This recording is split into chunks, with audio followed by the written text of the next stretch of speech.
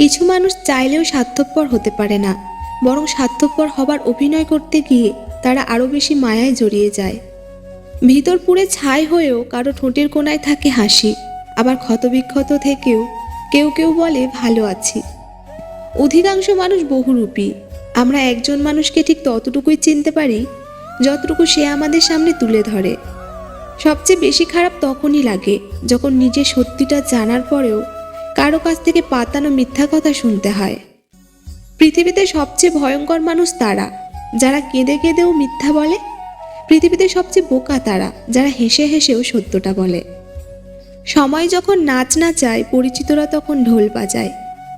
ভালো চেনার মতো চোখ সবার থাকে না বলেই বেশিরভাগ মানুষই ভুল মানুষের মায়ায় আটকে যায়।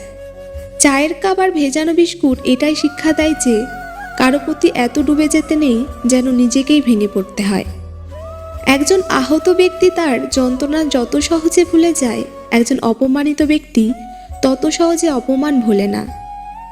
আজ আমাদের সমাজ এমনভাবে বদলে গেছে, মানুষ গরু চড়াতে লজ্জা পায়, কিন্তু কুকুরকে সাথে নিয়ে ঘুরতে গর্ব অনুভব করে। বোকা মানুষগুলো কখনো চালাক সাজতে পারে না, কিন্তু চালাক মানুষগুলো কখনো কখনো বোকা হওয়ার অভিনয় করে। এটাও এক ধরনের চালাকি। ব্যস্ততায় মানুষ মানুষকে ভুলে যায় না, বরং ব্যস্ততার অজুহাতে মানুষ মানুষকে দূরে ঠেলে দেয়। আকাশ দেখে বোঝা যায় দিন কেমন হবে, ফুল দেখে বোঝা যায় তার সুবাস কেমন হবে, মেঘ দেখে বোঝা যায় বৃষ্টি কেমন হবে, কিন্তু মানুষ দেখে বোঝা যায় তার মনটা কেমন হবে। দূরত্ব কখনো সম্পর্ককে আলাদা করে না, সময় কখনো সম্পর্ক তৈরি করে না। যদি মনের অনুভূতি ঠিক থাকে তাহলে সম্পর্কটাও সারা জীবন ঠিক থাকে। কে পাশে থাকবে আর কে পাশে থাকবে না সেটা প্রমিসের ওপর নির্ভর করে না। একমাত্র খারাপ সময় এবং খারাপ পরিস্থিতিতে সেটা ভালোভাবেই বুঝিয়ে দেয়। যোগ্যতার চেয়ে বেশি কিছু পেয়ে গেলে মানুষের ব্যবহার পশুর মতো হয়ে যায়। কাউকে হারানোর ভয়ে যদি বুক ছটফট করে, নিঃশ্বাস বন্ধ হয়ে যায়, চোখে পানি চলে আসে, তাহলে বুঝতে হবে তুমি তাকে সত্যিকারের ভালোবাসো।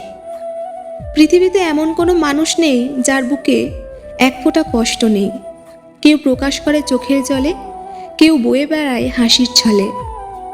অপেক্ষা আর উপেক্ষা, কোথায় কোনটা উপযুক্ত তা শিখে গেলেই জীবন সহজ। মানুষ যত তাড়াতাড়ি আপন হয় তার থেকে দ্রুতগতিতে পর হয়ে যায়। পৃথিবীতে সবচেয়ে কঠিন কাজ হচ্ছে মুখোশধারী মানুষকে চিনতে পারা। স্বার্থপর ও মিথ্যাবাদীদের সাথে কখনো বন্ধুত্ব করতে নেই। এরা নিজের প্রয়োজনে যেমন কাউকে কাছে নিতে পারে, তেমনি প্রয়োজন শেষে এরা খুব সহজেই দূরে সরিয়ে দিতেও পারে। আমি কারণ ছাড়া যাদেরকে আপন ভাবি তারা প্রয়োজন ছাড়া আমাকে মনেও করে না। আপন ভেবে যারেই আমি দিয়েছিলাম ছাড়, এক জীবনে দুর্বল ভেবে সেই আমায় আঘাত করেছে বারবার।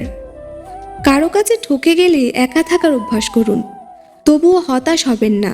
মনে রাখবেন, নিজের কষ্টের কথা কাউকে বললে সে আরও কষ্ট বাড়িয়ে দেবে, কিন্তু হতাশ না হয়ে নীরবে আত্মবিশ্বাস নিয়ে এগিয়ে যেতে পারলে আপনি সফল হবেন।